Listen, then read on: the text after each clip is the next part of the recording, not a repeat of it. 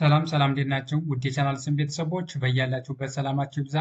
ዛሬ ደግሞ ይዤላችሁ የመጣው እንደተለመደው ቃላት ምስረታ ነው። የተለያዩ ቃላትን ይዤላችሁ መጥቻለሁ። እነዚህን ቃላትን በደንብ አድርገን የምናይ ይሆናል ማለት ነው። እናንተ የትም ሳትሄዱ ይህን ቪዲዮ እስከ መጨረሻው እዩት። መጀመሪያ ግን ቪዲዮውን ላይክ፣ ሼር እና ሳብስክራይብ አድርጋችሁ ጀምሩ። አሁን ቀጥታ ወደ ቪዲዮ እንሂድ። ኦኬ ዛሬ ያው እንደተለመደው ቃላትን እየመሰረቱ የማሳያችሁ ይሆናል ማለት ነው። የትም ሳትሄዱ ይህን ቪዲዮ እስከ መጨረሻው ይዩት።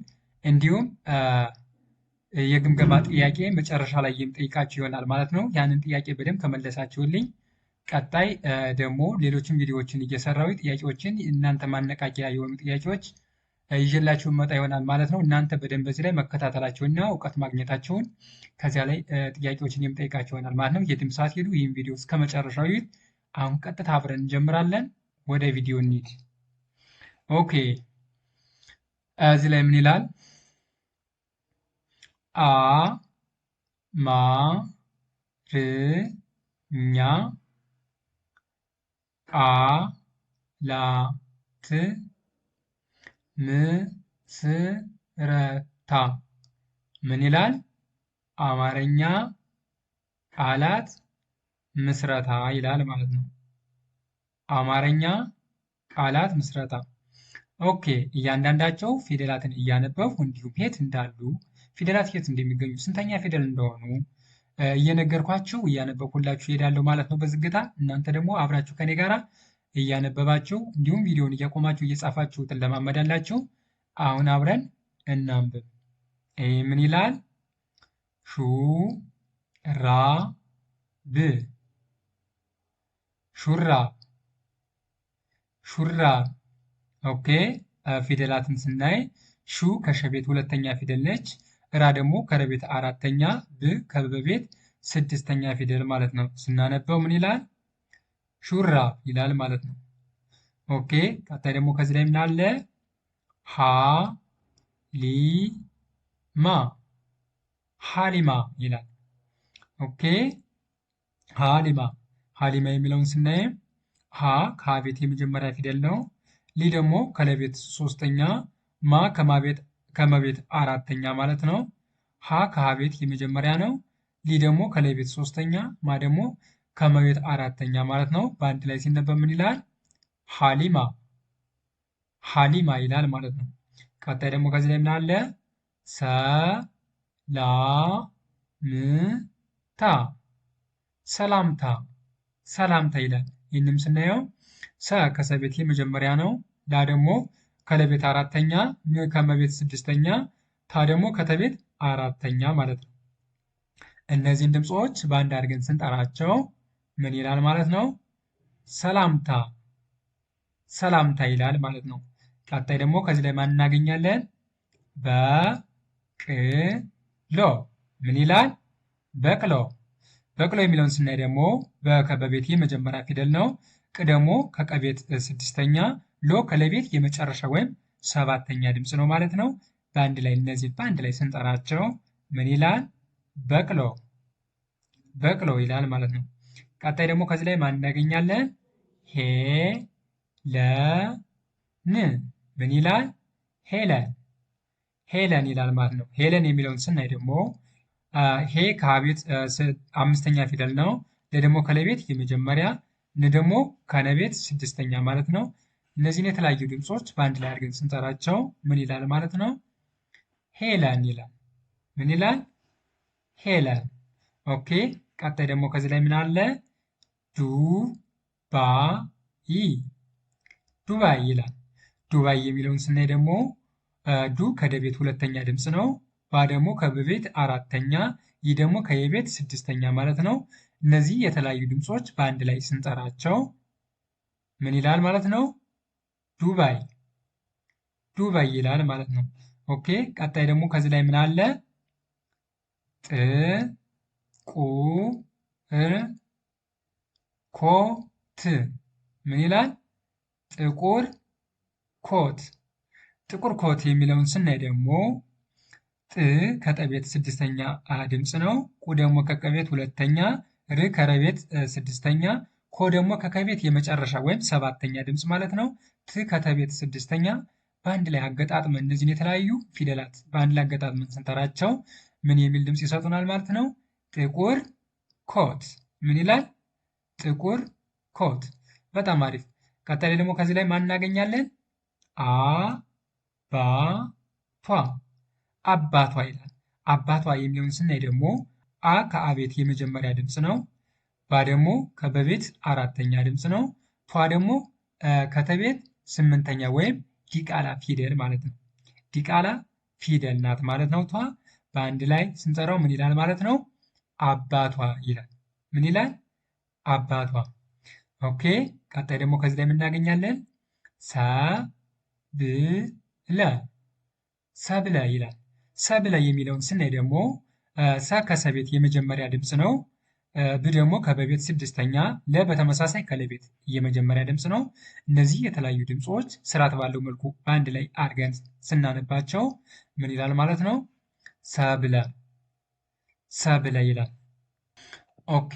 ቀጣይ ደግሞ ከዚህ ላይ ምን አለ? ቀሚስ ምን ይላል? ቀሚስ። ቀሚስ የሚለውን ስናይ ደግሞ ቀ ከቀቤት የመጀመሪያ ድምፅ ነው።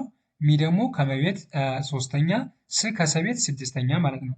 እነዚህ የተለያዩ ድምፆች ስርዓት ባለው መልኩ ተደርድረው ስናነባቸው ምን የሚል ቃል ይሰጡናል ማለት ነው? ቀሚስ። ቀሚስ የሚል ቃል ይሰጡናል። ቀጣይ ደግሞ የምናገኘው ማን የሚል ቃል ነው? ሰይድ ሰይድ ይላል። ሰይድ የሚለውን ስናይ ደግሞ ሰ ከሰቤት የመጀመሪያ ድምፅ ነው። ይህ ደግሞ ከየቤት ስድስተኛ ድምፅ ነው። ድ ከደቤት በተመሳሳይ ስድስተኛ ድምፅ ማለት ነው። እነዚህን በአንድ ላይ ስናነባቸው ምን ይለናል? ሰይድ ይላል። ምን ይላል ማለት ነው? ሰይድ። ኦኬ። ቀጣይ ደግሞ ከዚህ ላይ ምን አለ? ቀበሮ ቀበሮ። ቀበሮ የሚለውን ስናይ ደግሞ ቀ ከቀቤት የመጀመሪያ ድምፅ ነው። በም በተመሳሳይ ከበቤት የመጀመሪያ ድምፅ፣ ሮ ከረቤት የመጨረሻ ወይም ሰባተኛ ድምፅ ማለት ነው። እነዚህ የተለያዩ ድምፆች ስርዓት ባለው መልኩ ተደርድረው ስንጠራቸው ወይም ስናነባቸው ምን የሚል ድምፅ ይሰጡናል? ቀበሮ ቀበሮ የሚል ድምፅ ይሰጡናል። ኦኬ። ቀጣይ ደግሞ ማንን እናገኛለን ማለት ነው? ልብስ ልብስ ይላል። ልብስ የሚለውንም ስናይ ል ከለቤት ስድስተኛ ድምፅ ነው። ብም በተመሳሳይ ከበቤት ስድስተኛ ድምፅ ነው። ስም በተመሳሳይ ከሰቤት ስድስተኛ ድምፅ ማለት ነው። እነዚህ ሳድስ ድምፆች ወይም ስድስተኛ ድምፆች ስርዓት ባለው መልኩ ሲደረደሩ ምን የሚል ቃል ይሰጡናል ማለት ነው? ልብስ ልብስ የሚል ቃል ይሰጡናል ማለት ነው። ቀጣይ ደግሞ ከዚህ ላይ ማን እናገኛለን?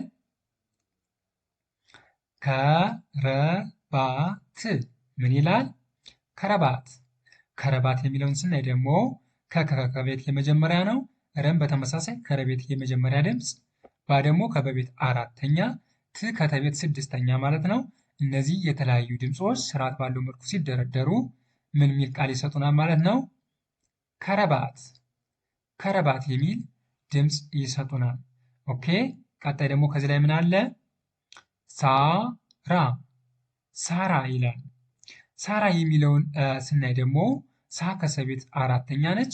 በተመሳሳይ ራ ከረቤት አራተኛ ነች። እነዚህ የተለያዩ ድምፆች ስርዓት ባለው መልኩ ሲደረደሩ ምን የሚል ቃል ይሰጡናል ማለት ነው? ሳራ ሳራ የሚል ቃል ይሰጡናል። ኦኬ። ስለምን ቃል አለ ማለት ነው? ቲሸርት ቲሸርት ይላል። ቲሸርት የሚለውን ስናይ ደግሞ ቲ ከተቤት ሶስተኛ ድምፅ ነው። ሸ ደግሞ ከሸቤት የመጀመሪያ፣ ር ከረቤት ስድስተኛ፣ ትን በተመሳሳይ ከተቤት ስድስተኛ ማለት ነው። እነዚህ የተለያዩ ድምፆች ስርዓት ባለው መልኩ ተደርድረው ቲሸርት የሚለውን ትርጉም ያለው ቃል ይሰጡናል። ምን የሚለውን ማለት ነው? ቲሸርት የሚለውን ማለት ነው። ቀጣይ ደግሞ ማን አለ? ላሞች ላሞች ይላል። ላሞች የሚለውን ስናይ ደግሞ ላ ከለቤት አራተኛ ነች። ሞ ከመቤት የመጨረሻ ወይም ሰባተኛ ድምፅ ነው። ቺ ደግሞ ከቸቤት ሳድስ ወይም ስድስተኛ ድምፅ ነው ማለት ነው። እነዚህ ድምፆች በአንድ ላይ ስርዓት ባለው መልኩ ሲደረደሩ ላሞች የሚል ቃል ይሰጠናል ማለት ነው። ቀጣይ ደግሞ ከዚህ ላይ ምን አለ? ሰሚራ ሰሚራ የሚለውን ስናይ ደግሞ ሰ ከሰቤት የመጀመሪያ ነው። ሚ ደግሞ ከመቤት ሶስተኛ፣ ራ ደግሞ ከረቤት አራተኛ ማለት ነው። እነዚህ ድምፆች ስርዓት ባለው መልኩ ሲደረደሩ ሰሚራ የሚለውን ቃል ይሰጡናል። ቀጣይ ከዚህ ላይ ምን ይላል? አባቴ ምን ይላል ማለት ነው? አባቴ። አባቴ የሚለውን ስናይ ደግሞ አ ከአቤት የመጀመሪያ ድምፅ ነው። ባ ደግሞ ከበቤት አራተኛ ድምፅ ነው። ቴ ከተቤት አምስተኛ ድምፅ ነው ማለት ነው። እነዚህ ድምፆች ስርዓት ባለው መልኩ ሲደረደሩ አባቴ የሚለውን ቃል ይሰጡናል። ምን የሚለውን ማለት ነው? አባቴ። ኦኬ። ቀጣይ ደግሞ ከዚህ ላይ ምን አለ? ጅብ ጅብ ይላል። ጅብ የሚለውን ስናይ ደግሞ ጅ ከጀቤት ስድስተኛ ነው። ብ ደግሞ ከበቤት በተመሳሳይ ስድስተኛ ማለት ነው። ስርዓት ባለው መልኩ ስንደረድራቸውና ስናነባቸው ምን ድምፅ ይሰጡናል ማለት ነው? ጅብ ጅብ የሚል ድምፅ ይሰጡናል። ኦኬ። ቀጣይ ደግሞ ምን አለ? ከዚህ ላይ የምናገኘው ቃል ቀሚስ ይላል። ምን ይላል? ቀሚስ ይላል። ቀሚስ የሚለውን ስናይ ደግሞ ቀ ከቀቤት የመጀመሪያ ድምፅ ነው። ሚ ደግሞ ከመቤት ሶስተኛ ድምፅ ነው። ስ ከሰቤት ሳድስ ድምፅ ነው። እነዚህ የተለያዩ ድምፆች ስርዓት ባለው መልኩ ስንደረድራቸው ምን የሚል ቃል ይሰጡናል ማለት ነው? ቀሚስ ቀሚስ የሚል ቃል ይሰጡናል። ከዛ ደግሞ ምን ቃል እናገኛለን ማለት ነው? መቅደስ መቅደስ ይላል። መቅደስ የሚለውን ስናይ ደግሞ መ ከመቤት የመጀመሪያ ድምፅ ነው። ቅ ከቀቤት ስድስተኛ ድምፅ፣ ደ ደግሞ ከደቤት የመጀመሪያ፣ ስ ከሰቤት ስድስተኛ ማለት ነው። እነዚህ የተለያዩ ድምፆች ስርዓት ባለው መልኩ ስንደረድራቸው መቅደስ የሚለውን ቃል ይሰጡናል ማለት ነው። ቀጣይ ደግሞ ከዚህ ላይ ምን አለ? ቀሚሶች ቀሚሶች ይላል። ቀሚሶች የሚለውን ስናይ ደግሞ ቀ ከቀቤት የመጀመሪያ ድምፅ ነው። ሚ ከመቤት ሶስተኛ፣ ሶ ደግሞ ከሰቤት የመጨረሻ ወይም ሰባተኛ ድምፅ ማለት ነው። ሺ ከቸቤት ስድስተኛ ድምፅ። እነዚህ ድምፆች ስርዓት ባለው መልኩ ሲደረደሩ ቀሚሶች የሚለውን ቃል ይሰጠናል። ቀጣይ እዚህ ላይ ምን አለ? አለኝ አለኝ ይላል። አለኝ የሚለውን ስናይ ደግሞ አ ከአቤት የመጀመሪያ ነው። ለ ደግሞ ከለቤት የመጀመሪያ፣ ኝ ከኘቤት ሳድስት ወይም ስድስተኛ ማለት ነው። እነዚህን ስርዓት ባለው መልኩ ስንደረድራቸው ምን የሚል ቃል ይሰጡናል ማለት ነው? አለኝ ይላል። አለኝ። ኦኬ። ቀጣይ ከዚያ ደግሞ ምን አለ? መክሊት መክሊት ይላል። መክሊት የሚለውን ስናይ ደግሞ መ ከመቤት የመጀመሪያ ድምፅ ነው። ክ ከከቤት ሳድስት ድምፅ ነው። ሊ ደግሞ ከለቤት ሶስተኛ፣ ት ደግሞ ከተቤት ሳድስት ድምፅ ነው ማለት ነው። እነዚህ የተለያዩ ድምፆች ስርዓት ባለው መልኩ ስንደረድራቸው መክሊት የሚለውን ቃል ይሰጡናል። ምን የሚለውን ማለት ነው? መክሊት የሚለውን። ቀጣይ ደግሞ ከዚህ ላይ ምን አለ? ፈረሶች ምን ይላል? ፈረሶች ፈረሶች የሚለውን ስናይ ደግሞ ፈ ከፈቤት የመጀመሪያ ነው። ረ ከረቤት የመጀመሪያ፣ ሶ ደግሞ ከሰቤት የመጨረሻ ድምፅ ማለት ነው። ቺ ከቸቤት ስድስተኛ። እነዚህ ድምፆች ስርዓት ባለው መልኩ ሲደረደሩ ፈረሶች የሚለውን ቃል ይሰጠናል። ፈረሶች የሚለውን ቃል ይሰጠናል። ከዚያ ደግሞ ምን አለ? ጫላ ጫላ ይላል። ጫላ የሚለውን ስናይ ደግሞ ጫ ከጨቤት አራተኛ ነው። በተመሳሳይ ላ ከለቤት አራተኛ። እነዚህ ድምፆች ስርዓት ባለው መልኩ ሲደረደሩ ጫላ የሚለውን ቃል ይሰጡናል። ቀጣይ ደግሞ ከዚህ ላይ ምን አለ? ሜላት ሜላት ይላል። ሜላት የሚለውን ስናይ ደግሞ ሜ ከመቤት አምስተኛ ድምፅ ነው። ላ ደግሞ ከለቤት አራተኛ፣ ት ከተቤት ስድስተኛ ማለት ነው። እነዚህ ድምፆች በስርዓት ባለው መልኩ ሲደረደሩ ሜላት የሚለውን ቃል ይሰጡናል። ቀጣይ ደግሞ ከዚህ ላይ ምን አለ? ሳውዲ ሳውዲ ይላል። ሳውዲ የሚለውን ስናይ ደግሞ ሳ ከሰቤት አራተኛ ነው። ው ደግሞ ከውቤት ስድስተኛ ድምፅ ነው። ዲ ከደቤት ሶስተኛ ነው። እነዚህ ድምፆች ስርዓት ባለው መልኩ ስንደረድራቸው ሳውዲ የሚለውን ቃል ይሰጡናል። ቀጣይ ደግሞ ከዚህ ላይ ምን አለ? አጠበ አጠበ ይላል። አጠበ የሚለውን ስናይ አ ከአቤት የመጀመሪያ ነው። ጠ ከጠቤት የመጀመሪያ፣ በተመሳሳይ ከበቤት የመጀመሪያ። እነዚህ የመጀመሪያ ድምፆች ስርዓት ባለው መልኩ ስንደረድራቸው አጠበ የሚለውን ቃል ይሰጡናል። ቀጣይ ደግሞ ከዚህ ላይ ምን አለ? ለበሰ ለበሰ ይላል። ለበሰ የሚለውን ስናይ ደግሞ ለ ከለቤት የመጀመሪያ ድምፅ ነው። በደግሞ ከበቤት የመጀመሪያ፣ ሰን በተመሳሳይ ከሰቤት የመጀመሪያ። እነዚህ የመጀመሪያ ድምፆች ስርዓት ባለው መልኩ ስንደረድራቸው ለበሰ የሚለውን ቃል ይሰጡናል። ቀጣይ ደግሞ ከዚህ ላይ ምን አለ? ቁመና ቁመና ይላል። ቁመና የሚለውን ስናይ ደግሞ ቁ ከቀቤት ሁለተኛ ድምፅ ነው። መ ከመቤት የመጀመሪያ ድምፅ ነው። እና ደግሞ ከነቤት አራተኛ ድምፅ። እነዚህ ድምፆች ስርዓት ባለው መልኩ ሲደረደሩ ቁመና የሚለውን ቃል ይሰጡናል። ቀጣይ ደግሞ ከዚህ ላይ ምን ይላል? ዘመረ ዘመረ ይላል።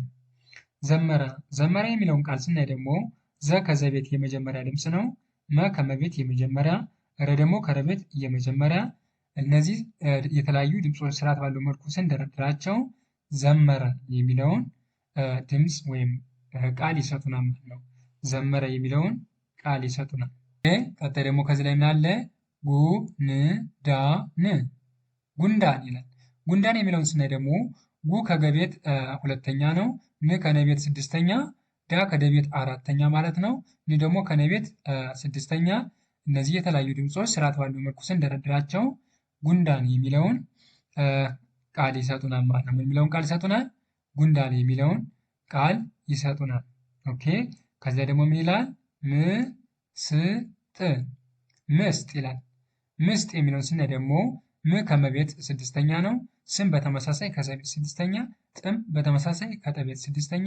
እነዚህ ስድስተኛ ድምፆች ወይም ሳድስ ድምፆች ስርዓት ባለው መልኩ ሲደረደሩ ምስጥ የሚለውን ቃል ይሰጡናል ማለት ነው። ቀጣይ ደግሞ ከዚህ ላይ ምን አለ? ጀመረ ይላል። ጀመረ የሚለውን ስናይ ደግሞ ጀ ከጀቤት የመጀመሪያ ነው። መን በተመሳሳይ ከመቤት የመጀመሪያ ድምፅ ነው። ረም ከረቤት የመጀመሪያ ድምፅ ነው። እነዚህ የመጀመሪያ ድምፆች ስርዓት ባለው መልኩ ስንደረድራቸው ጀመረ የሚለውን ቃል ይሰጡናል ማለት ነው። ኦኬ የዛሬ ቪዲዮ ይህን ይመስላል። አሁን ያዘጋጀሁላችሁ ጥያቄ አለ። እነሱን ጥያቄዎች እጠይቃችኋለሁ። እናንተ ደግሞ በትክክል መረዳታችሁን ለማወቅ ነው ይህን ጥያቄ ያዘጋጀሁላችሁ። አሁን እናንተ ኮሜንት ላይ ታስቀምጣላችሁ፣ ኮሜንት ቦክስ ላይ ታስቀምጡልኛላችሁ። ምሳሌ እሰጣችኋለሁ። ኦኬ የሰው ስም ከሆነ ውስጥ አንዱን ጥቀስ። መክሊት። ሁለተኛ ጥያቄ ደግሞ የእንስሳ ስም ከሆነ ውስጥ አንዱን ጥቀስ ይላል። እኔ ምሳሌ ጅብ። እናንተ ደግሞ ቀሪዎችን መረዳታችሁን ለመገንዘብ ነው። ከዚህ ውስጥ ካሉት ውስጥ ነው የምጽፉ። እኔ ከጻፉላቸው ከዚህ ውስጥ ብዙዎችን ጽፌላችኋለሁ። ብዙ እንስሳዎች አሉ። የዱር እንስሳ ሊሆን ይችላል፣ የቤት እንስሳ ሊሆን ይችላል። ብዙዎችን ጽፌላችኋለሁ። የሰው ስሞችም ብዙዎች አሉ። ከዚህ ውስጥ እናንተ ኮሜንት ቦክስ ላይ ታስቀምጡልኛላችሁ ማለት ነው። ዛሬ ቪዲዮ ይህን ይመስል ነበረ። በቀጣይ በሌላ ቪዲዮ እስከምንገናኝ ቸር ሰንብቱ።